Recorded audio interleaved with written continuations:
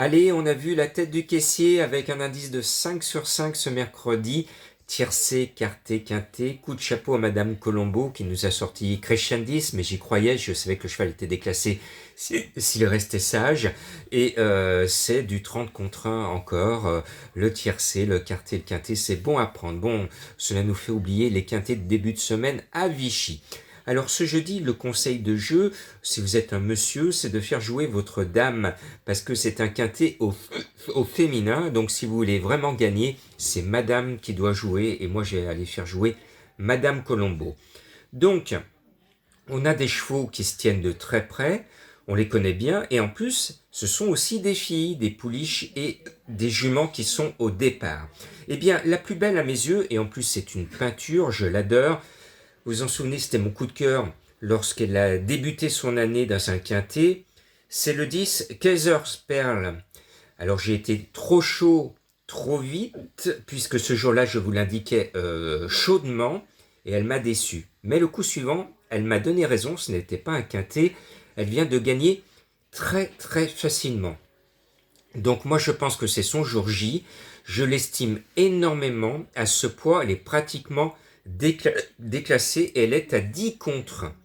Je lui oppose le 15 Special Upper, qui est notre lyonnaise. C'est un cheval qui vient de se révéler. Je n'y croyais pas trop la dernière fois. Mais elle a été malheureuse et elle doit se retrouver cette fois à l'arrivée. Elle peut gagner à ce poisson tiercé.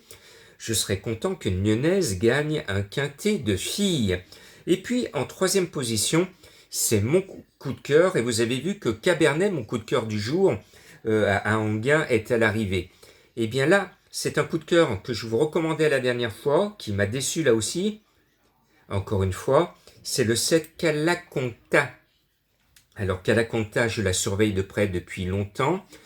Je sais qu'à l'écurie, elle est revenue aussi bien que l'année dernière quand elle a gagné son quintet.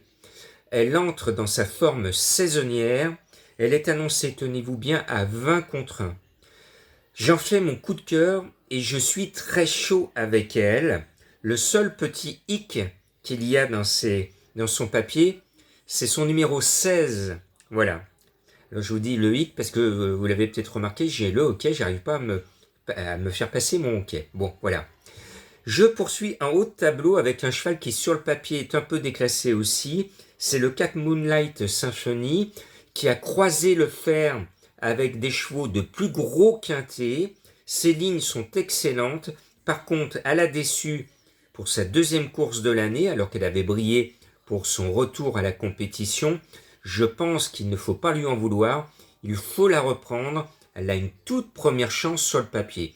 Et puis, la plus riche, la meilleure, la surdouée, c'est forcément Lady Sydney, le numéro 1, qui est en plus montée par la surdouée des cavalières, des joquettes si vous préférez, Mademoiselle Santiago, qui a tout gagné, qui accumule les places et qui a une expérience folle. Donc voilà, Lady Sydney devrait rentrer normalement dans les 5 premières. Elle peut même l'emporter parce que généralement, elle arrive toujours à gagner son quintet, mais souvent c'est avec Christophe Soumillon. On va voir si elle va le faire cette année avec une fille sur le dos. Et puis, ma trouvaille, qui est à 15 contre 1, c'est le 11 Oriental Road, parce que je me dis que comme c'est une course de filles, quintet au féminin, ce serait peut-être normal qu'une femme entraîneuse entre guillemets, pour si vous conjuguez, il y en a 3 dans la course. Et des 3, je me dis que celle qui a la meilleure chance, c'est le 11, parce que le cheval est super bien, deuxième, premier, alors en petite catégorie, mais le cheval monte tellement bien, il est super à l'entraînement, bien placé à la corde, et Mademoiselle de Minois, elle a un joli Minois, elle a aussi une jolie réussite, j'y crois. Voilà, je fais des rimes sur le Minois. Je termine avec celle qui avait visé ses courses à l'automne, le quintet au féminin, c'est la Putanesca. Je me souviens que David Smaga avait dit l'année dernière, j'ai préparé mon cheval spécialement pour faire plaisir à ma cavalière, pour qu'elle puisse finir à l'arrivée, et la Putanesca avait justifié la confiance de son entraîneur, même si elle n'avait pas gagné.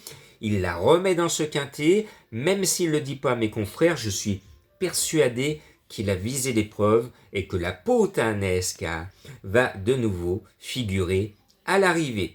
Et puis je termine avec Astrologia, le numéro 14, confié à une autre cavalière de grande expérience, mademoiselle Paco. Le cheval est lâché au poids et sur ses meilleures performances, on pourrait s'y retrouver. Alors vous allez me dire, le cheval de Madame Colombo, eh bien je ne l'ai pas mis, j'ai pris des risques parce qu'elle est en pleine forme, elle va tenter le coup 3.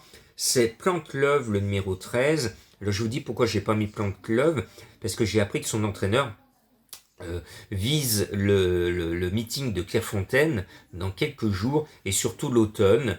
Donc, cet engagement est forcé selon son entourage. Donc je me dis, engagement forcé, l'objectif est sur Clairefontaine et sur l'automne. Voilà, mais je vous donne le cheval de Madame Colombo et on va faire une partie de bras de fer avec Madame Colombo pour savoir qui va avoir raison sur ce quintet au féminin. Finalement, logiquement, ça devrait être une fille qui a raison, n'est-ce pas? Allez, bonne chance. L'indice de confiance, c'est plus dur, mais je vais essayer de vous le donner en 3.